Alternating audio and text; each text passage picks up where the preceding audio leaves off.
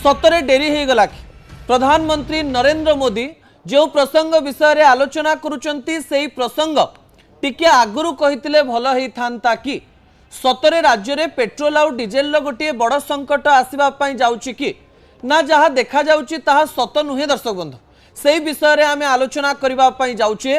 द्वितीय प्रसंग TV screen को आनिबा पई अनुरोध करिबी जहाँ गुरुत्वपूर्ण अटे। मु आज आपणक निकट रे पेट्रोल डीजेल संकटर संपूर्ण सत रखिबा पई जाउछि।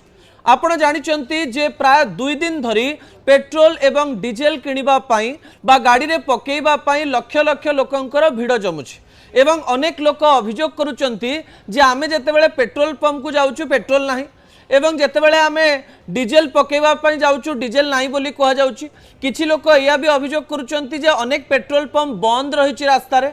आउ किछि जण या भी अभियोग करुचंती जे बाइक को 200 टंका आउ कार को 2000 टंका पकेइबा पई दिया जाउछि। जदि दूर बाट को जीवु ताले केमती जीवु को प्रकार रे जीवु एमती अनेक गुडिये प्रश्न लोक मानक मन रे रहिछि।